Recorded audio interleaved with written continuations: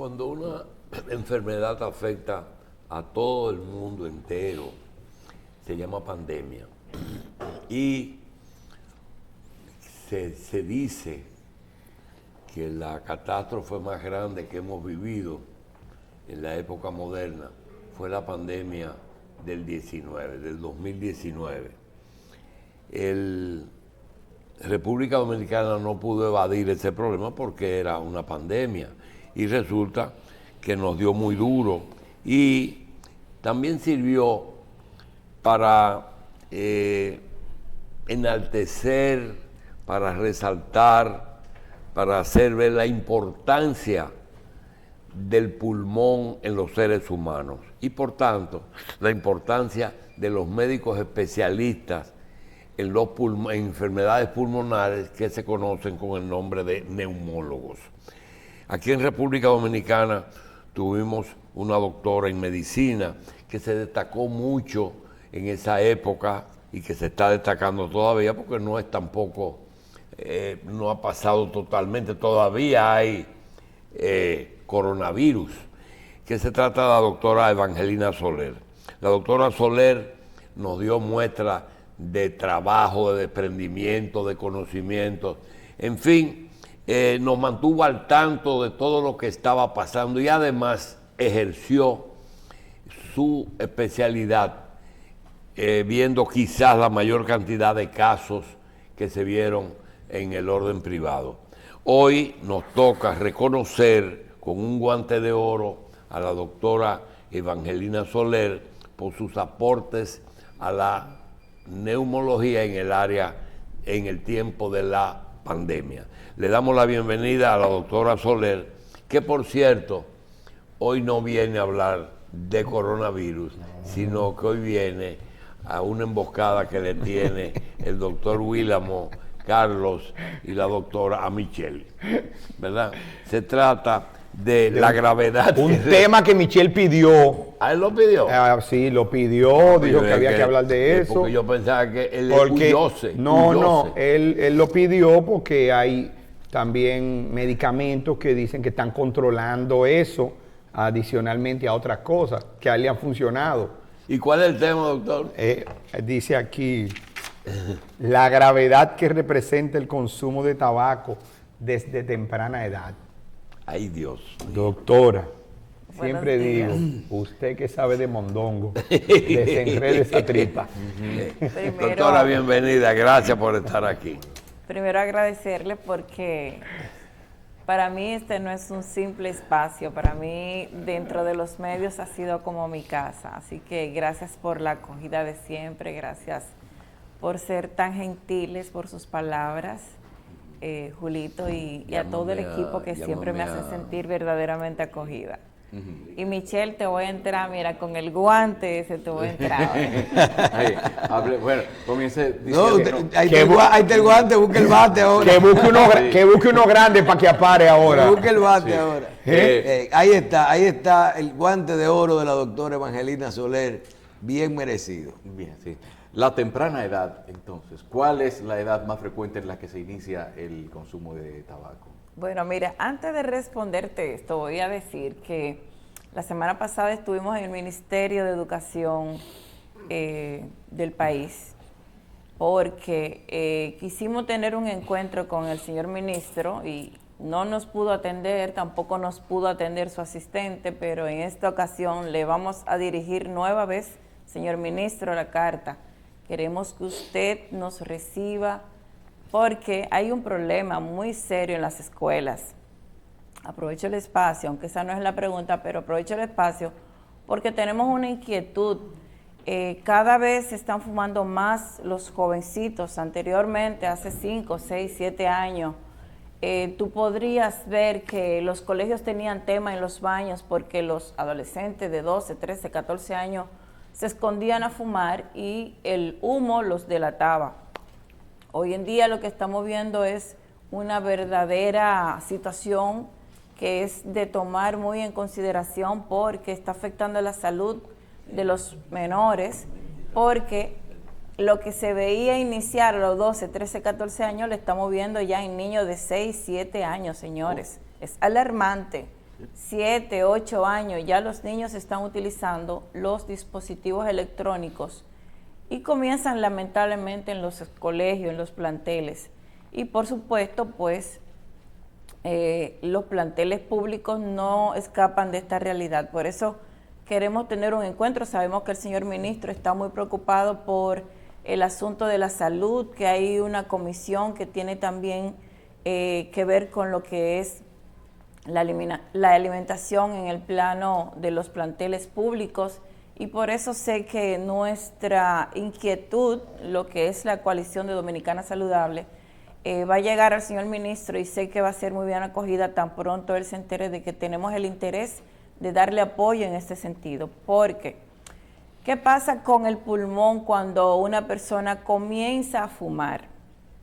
El pulmón tiene un desarrollo de estructuras que son las funcionales, que son los alvéolos. Los alvéolos crecen en cantidad hasta los 18, 19 años, pero crece en tamaño hasta aproximadamente los 25 años. Entonces, lo que se está viendo es que estos jóvenes que comienzan a fumar a temprana edad, tanto los dispositivos electrónicos nuevos como también las diferentes formas de consumir tabacos, las anteriores como el cigarrillo de consumo masivo, elaborado con papel, o cualquier manera que se consuma el tabaco, daña la estructura funcional del pulmón.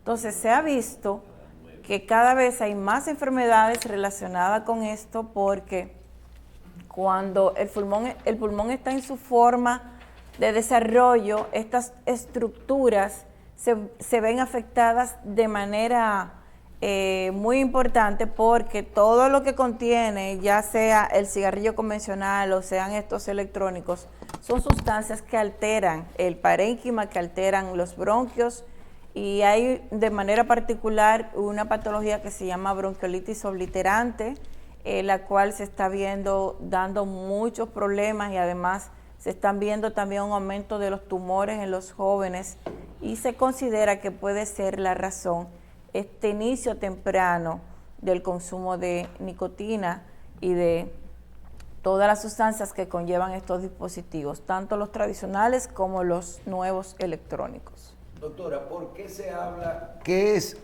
todos son dañinos? El cigarrillo, los electrónicos, el vapeo y todo eso. ¿Qué está haciendo que el tema del vapeo esté tan se está hablando tanto en este momento como dañino? ¿Es la frecuencia con que los jóvenes los están usando? Porque cuando hablábamos usted en un programa de la juca, por ejemplo, usted decía, bueno, es que le echan otra cosa a veces, pero la gente no se pasa el día entero con una juca o con un puro en la mano. Pero cuando hablamos de los dispositivos como el vape y esas cosas, ¿qué los diferencia? El volumen, el día entero que la gente se pasa en eso, es el daño peor que está haciendo. Mira, como no tienen olor, un olor desagradable, algunos tienen olores que son agradables, o sea, vienen saborizados, vienen con colores, son atractivos para los más jovencitos, son atractivos para los niños. Y entonces caen en este vicio donde la industria intencionalmente, porque cuando las personas consumidoras de tabaco se van muriendo, la industria necesita reemplazo de estos adictos para poder mantener el negocio. Entonces, todas estas nuevas modalidades, la saborización, los colores y demás, los hace atractivos a los más jóvenes. Y como tú dices, comienzan a consumirlo, se pasan el día entero consumiéndolo. Y yo conozco de lugares de trabajo, por ejemplo, los call centers. Los call centers tú vas y tú encuentras que ellos mismos lo dicen, o sea, yo traigo uno que sabe a mango, el otro trae uno que sabe a fresa, y lo compartimos, y el que no me fumo yo, se lo fuman mis compañeros, porque hacen de esto una especie de club de fumadores. Entonces, como dices tú, no tiene un olor, no tiene un hedor, no es rastreable por las familias, y los jovencitos se lo pasan el día entero utilizando, y entonces la adicción se hace mayor, porque no tan solo la cantidad de nicotina, que es altamente adictiva, sino también que hasta para el tener en la mano, o sea, se hace como una especie de costumbre cotidiana. Y los síntomas, ¿y qué tú puedes desencadenar? en los jóvenes? ¿Qué pueden tener ellos pendientes? Bueno, mira, los síntomas son muy diversos. O sea, también desarrolla, por ejemplo, cáncer al final, pero en el camino veo que hay muchas enfermedades pulmonares, si se llama, que claro. tienen. Mira, en nuestra visita al ministerio hablábamos con una técnica y le decíamos que tienen que involucrar los psicólogos, las personas de orientación estudiantil, a los padres, a las familias, porque un cambio de conducta en un jovencito puede ser el resultado de utilizar un vape, una estructura de esta electrónica, un jovencito que antes era muy aplicado y que de repente se torna irritado, que no quiere ir a la escuela o que sencillamente ya no tiene la misma atención a las asignaturas, tanto en el plantel como en la casa. Puede ser esto un síntoma de estar utilizando estos dispositivos. Las enfermedades de vías respiratorias se exacerban, alteraciones cardiovasculares ya están demostradas científicamente que son propias de este tipo de consumo, pero también afecciones neurológicas. Hemos visto desde palpitaciones, arritmias, enfermedades que tienen que ver con la parte motriz, hemos visto también convulsiones, o sea... Fuera de todo lo de los pulmones, todo eso hasta el corazón. Fuera de los pulmones hasta el corazón, de hecho. ¿Y por qué usted habla tanto de los jovencitos? Y es que se está dando, ya no es solamente los adolescentes, ahora son... No, es que está comenzando a los 14 años, 15 años. Antes de los 14, pero la edad como ahí donde se está tornando muy... La incidencia mayor de consumidores es por debajo de 20 años, lamentablemente. Sí. Sí, recuerdo una encuesta en España hace unos años y hablaba que alrededor del 48, casi el 50% de los jovencitos entre 14 y 18 años ya habían estado usando el vape. Porque es que también se le vendió como algo que en un momento pasó como con la juca. No, eso no hace daño. Pero el vape lo modernizaron. Entonces ya no es el cigarrillo electrónico solamente aquel que parece, sino el que es verdaderamente un vape que tiene una botellita que tú la tienes en la mano y que la gente en lugares cerrados donde no se debe fumar, entonces aprovecha porque te hace y tú estás viendo a alguien y Melvin de repente siempre está como con un... Y tú, ¿pero qué es lo que hace Melvin? Y lo que esté fumando, o sea, lo que esté fumando está vapeando. Está vapeando, definitivamente. Entonces, cada vez los espacios para los fumadores se fue reduciendo y ha dado lugar... La industria es muy inteligente, vuelvo y reitero, y algo tiene que hacer la familia para salvar a sus jóvenes, algo tiene que hacer los propios jóvenes para salvarse, porque el consumo del tabaco está asociado a un vicio y es uno de los peores vicios, una de las peores adicciones, y tiene todos los efectos dañinos que ya nosotros conocemos del cigarrillo convencional, y aún más porque la cantidad de nicotina es mayor que cuando se fuman cigarrillos convencionales. Entonces es una verdadera situación la que se está viviendo, la que el mundo está viviendo, y las familias no se han dado cuenta, y las personas que caen en este vicio, pues años más tarde lo lamentarán. Sí, pero y sobre las vías de acceso, es decir, ¿influye en algo en esos muchachos antecedentes familiares, o un ejemplo, o que quizás dentro de la casa alguien también ya esté en eso, de acuerdo a lo que los médicos van dándose cuenta? Claro, siempre las costumbres se copian, entonces si tú tienes un padre que fuma, por supuesto que tu hijo te ve y lo va a emular, pero va más allá de eso, porque se da como fenómeno, comienza en las escuelas, fíjate, nuestra gran preocupación es por ello, porque está comenzando con los jóvenes como un gran boom, como algo de moda, aparentemente es algo inofensivo, y entonces como es adictivo, pues se enganchan rápidamente en la adicción y ya nadie lo para. Doctora, y aquellos que ya tienen 40 años fumando.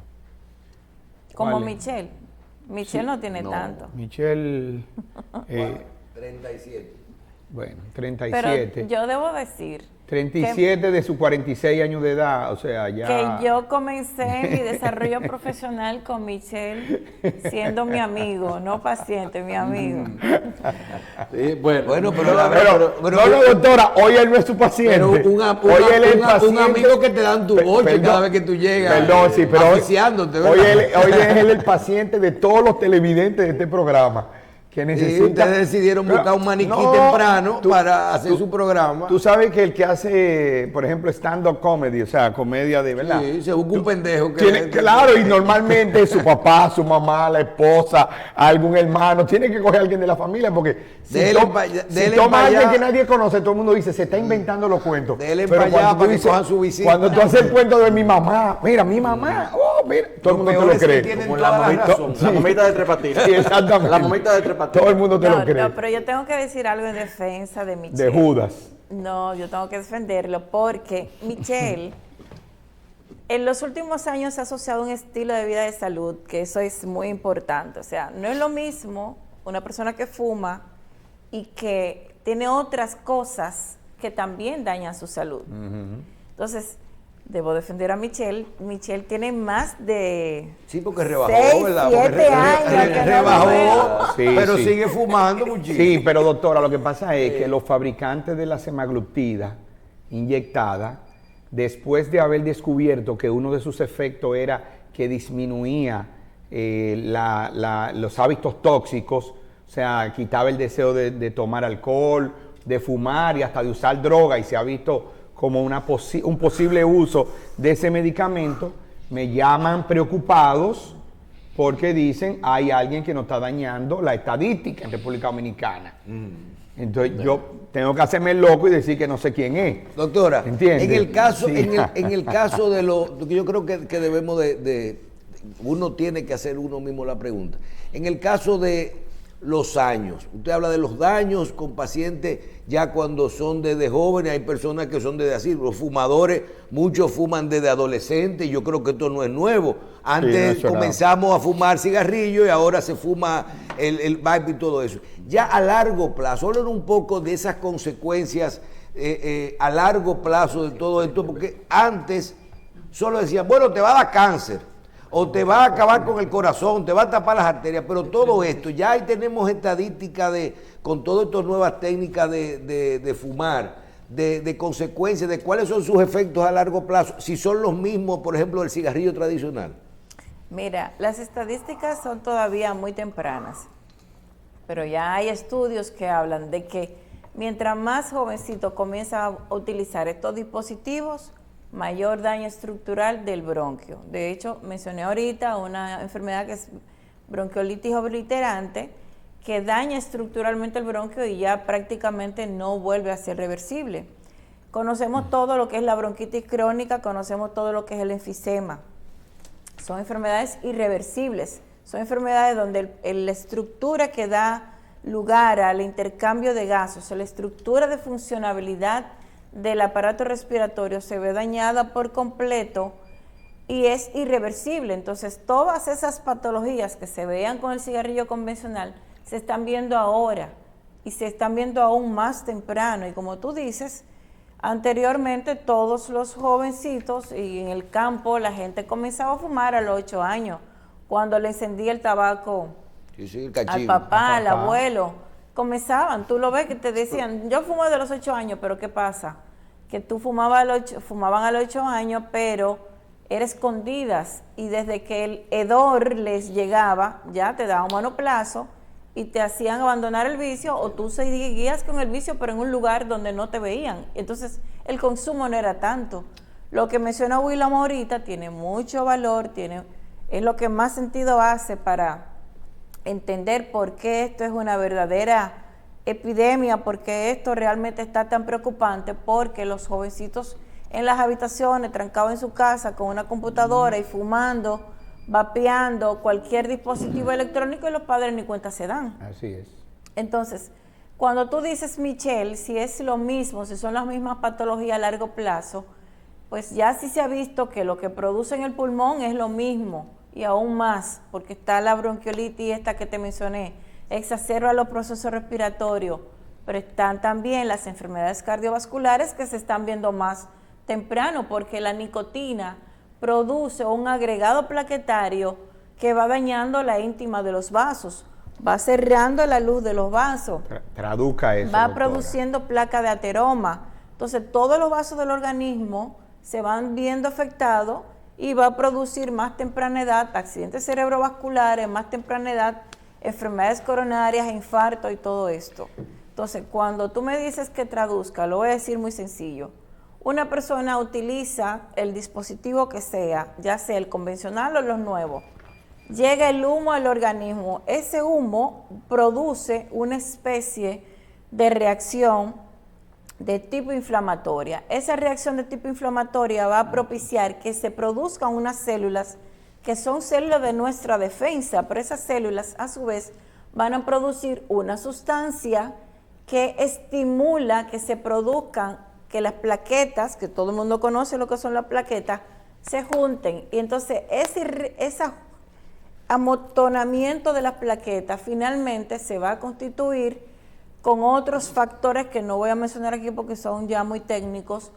Va a hacer que a nivel del vasos sanguíneos, que puede ser del pulmón, que puede ser del corazón, que puede ser del cerebro, que puede ser de los miembros inferiores, de cualquier parte de la estructura del organismo, se van produciendo esas inflamaciones que se van endureciendo y es lo que llamamos ateroma, la placa de ateroma, que cuando se fisura ella, pues puede producir los eventos cardiovasculares, que a nivel cerebral, cuando se abre una de ellas, pues puede dañar la luz del vaso, se puede producir un accidente cerebrovascular hemorrágico o trombótico, en definitiva, que todos estos problemas que tardaban 20, 30 años en ver, se están viendo ya en jovencitos a muy temprana edad. Y lo vemos. Yo tuve un caso, que creo que una vez lo mencioné aquí, de un joven que ligó juca, ligó otras cosas, y en menos de 24 horas ese niño tuvo un desastre. Tuvo un desastre porque hizo hemorragia alveolar,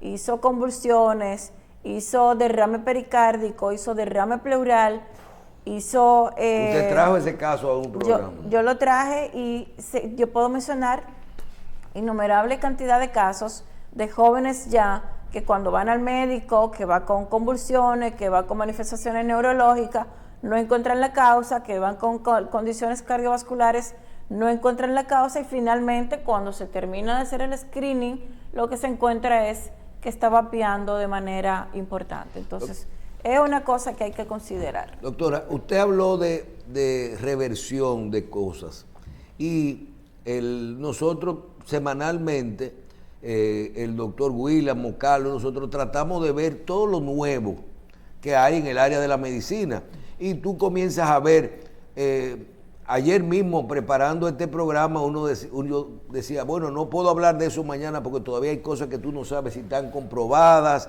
si son falsas, pero tú todos los días ves que sale una píldora para el alcohol, algo nuevo para rehabilitar la caída del pelo.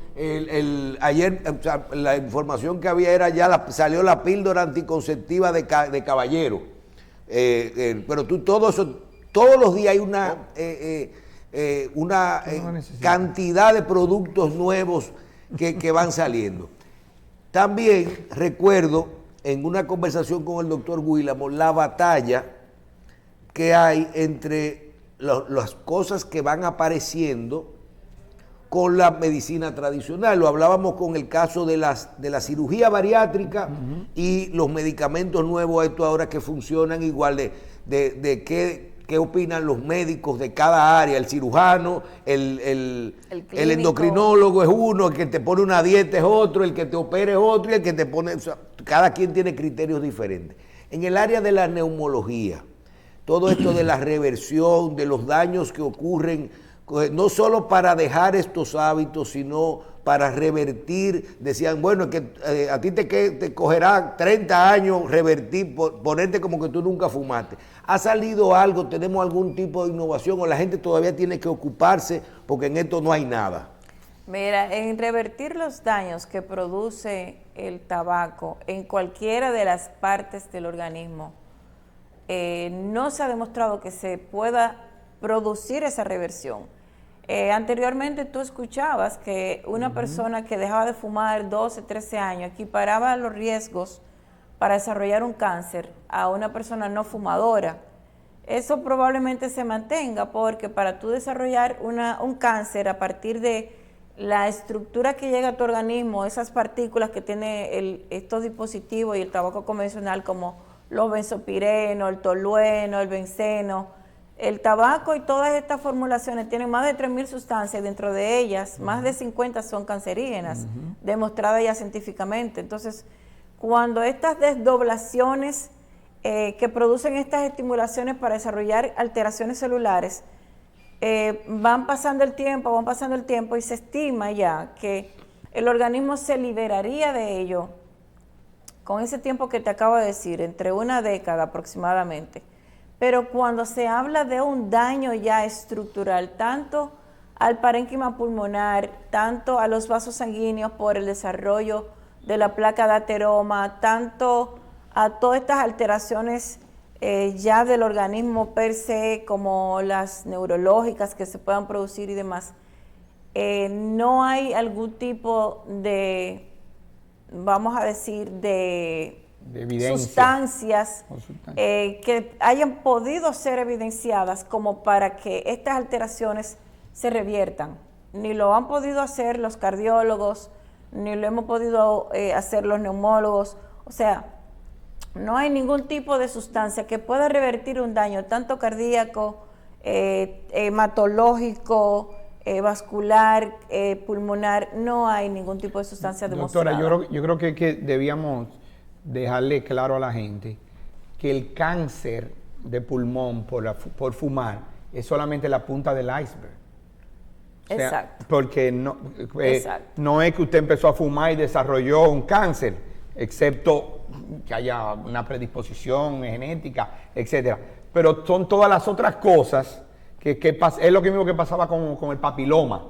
Que entonces, bueno, el papiloma, porque el cáncer de cervix, que ya sabemos que sí, que lo produce el virus del papiloma, pero eso era ya también la punta del iceberg, no era solamente eso. Eran todas las inflamaciones que venían sufriendo, sobre todo las mujeres, con el tema del papiloma, antes de poder llegar a un cáncer y que se podían detectar. Y eso mismo pasa con el cigarrillo, con el fumar.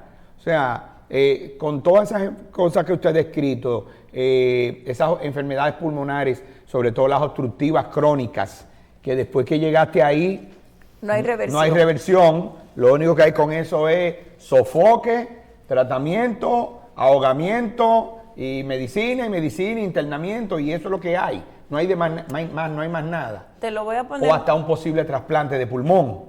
Un trasplante de pulmón que conllevaría también un trasplante de corazón, porque cuando el pulmón llegue a ese nivel, pues también el corazón se ha dañado fuertemente. O sea, hay un vínculo muy importante en el daño pulmonar y el daño cardíaco, van de la mano. De hecho, bueno, es un sistema. Se habla exactamente, el sistema cardiovascular, se dañan los dos al mismo tiempo.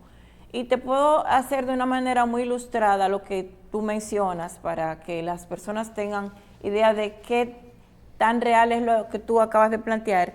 El pulmón es como si fuese una vejiga. Tú ventilas una vejiga y la expandes, y luego cuando tú le sueltas el nudito, esa vejiga colapsa sus paredes y luego pues se desinfla. Esa es la mecánica ventilatoria. Nosotros hacemos un esfuerzo inspiratorio, llenamos los pulmones y luego tenemos un receso, vamos a decir una meseta, y luego viene que tú haces otro esfuerzo para sacar el aire. ¿Qué pasa con los fumadores crónicos? Esa estructura del pulmón, ese alvéolo, la irritabilidad que produce esa nicotina, ese humo, va dañando esas paredes elásticas, cual si fuese una vejiga, y es como que tú tienes la cuerdita de la tirita de los panties, de los pantaloncillos, cuando se destempla. Cuando se devemba. Cuando se devemba, ya no hay manera de que eso te pueda estrechar. Esas fibras elásticas se destruyen y no hay manera de revertirlo. Y el pulmón está constituido por una gran cantidad de sustancia de colágeno. El pulmón es puro colágeno. No hay manera de tú revertir un daño cuando esa estructura bronquial está dañada. No hay forma ya de que ese paciente pueda, y de hecho ese es el mayor problema que tienen los pacientes con bronquitis crónica y con enfisema, que ya no tienen esa fuerza de retroceso elástico y tú ves los pobres pacientes con sed de aire y entonces entra perfectamente el aire, pero tú lo ves atrapado como en un tanque lleno de aire que no pueden sacar. Y un aire que no interviene en intercambio de gas, porque lo que más tiene es retención de CO2 y tú lo ves hasta a veces ciertamente moradito, azulito, que no pueden sacar el aire, y con cualquier infección respiratoria, pues lamentablemente. Eso pasa Doctora, también, doctora, con la pérdida de la vellosidad que ayuda a sacar la flema que normal que se produce y que entonces la gente está con esa tos, carraspeo, molestia. Que esa es la causa de por qué las infecciones son tan severas en los pacientes que fuman. El fumador no tiene defensas porque, como tú dices, la irritabilidad de ese humo diariamente va dañando las fibras, esas vellosidades que limpian el árbol traqueobronquial desde la nariz, está tapizado de esas vellosidades, y esas vellosidades son las que nos defienden de las partículas que logran penetrar y que son dañinas. Entonces, cuando el fumador es como la hierba, como un herbicida, la dañó y ya no puede limpiar y hacer su trabajo. Doctora, una pregunta complejo, completa. Michelle, Una pregunta complejo. completa. El pulmón es el mismo y tiene la misma conducta y comportamiento y capacidad de absorción a cualquier hora del día, o hay algunas horas en las cuales fumar puede hacer más daño que en otras? No se ha demostrado que haya una hora especial para un daño.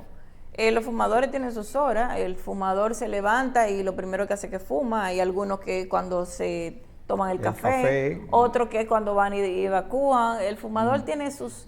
Sí, pero el pulmón... Su propia cábala como los peloteros. El pulmón siempre tiene un mismo comportamiento durante el día entero. El pulmón recibe, hablando en términos de tabaco y de hábito tabáquico, es lo mismo. El daño a cualquier hora del día es el daño. Ahora, el pulmón... Es que nadie fuma durmiendo, Carlos. No, porque he oído decir que dice... No fume acostado. Defensores de los fumadores dicen que yo no fumo por la mañana, porque por la mañana como que me da más duro. No tiene que ver. Yo no fumo antes de comer. O sea, eso es. También, o sea, y ahí oye, es el piche que no pisa la raya cuando va saliendo. Sí, cada uno tiene su propia mecánica. Tú tienes que ver que hay muchas cosas que van fuera de lo que es el tabaco y el pulmón. Por ejemplo, el fumador, como te dije, si lo fuma después de que come y le afecta, bueno, pues tal vez el comer copioso te enlentece porque te altera la digestión. O sea, hay muchas cosas que tienen que ver con el fumador que no tiene que ver exactamente con lo que es internamente el pulmón. Doctora, hemos también pasado a un gran grupo de personas que no fuman cigarrillos ni vapean, pero que está muy de moda entonces el tabaco, el puro. Ok, diferencia que puede haber entre el puro y el cigarrillo convencional que tiene la nicotina añadida o no, o sea, en términos de daños, o porque el aire porque el humo no se absorbe, no se traga, pero hay combustión, hay chispitas, hay partículas, etcétera. Hay muchas cosas en torno a los fumadores de puro, comenzando porque ellos definen esto que tú dices erróneamente. Ellos dicen, es que yo no me trago el humo, es que el humo no se traga, el humo se inhala. Y yo voy a una plaza, a un salón, y abajo hay como una terraza y cada horas de la tarde se sientan 4 o 5 fumadores, y arriba, cuando yo voy bajando, me da tos. Entonces, imagínate si me da tos, que estoy en un segundo o tercer nivel, por inhalar el humo de esas personas, 4 o 5 personas que están fumando, ¿qué no pasará con ellos cuando están compartiendo espacio uno con otro? O sea que esa es una gran mentira, un embobamiento que ellos mismos se hacen. ¿Y qué pasa con el tabaco en forma de puro? Bueno, pues el que fuma puro es un fumador ocasional, como ellos me lo dicen. O sea, yo no fumo puro todos los días. Yo fumo puro cuando me junto con los amigos en el el que club. más fuma se fuma uno al día, o sea que eso es... El que más fuma se fuma uno al día. O se lo fuman cuando salen de fin de Hay semana. O amigos se lo tuyos fuman que se van. una vez al mes. Aquí invitamos una vez a un productor de cigarros. Lo que dicen, de algo hay que precisamente, morirse. Y él viene y dice de que si usted fuma cigarrillo, usted tiene un vicio. Si usted fuma cigarros de estos que nosotros producimos, usted tiene un buen gusto. Eso es lo que pasa. Doctor Evangelina Soler. Ese es el eslogan para vender. Claro. Claro. Lo que usted dice del mercado, Sí. Doctora Evangelina Soler, neumóloga, gracias por estar con nosotros. Guante de oro. Siempre, guante de oro de la revista 110, un reconocimiento Gracias. a sus aportes a la salud y a la medicina en el país.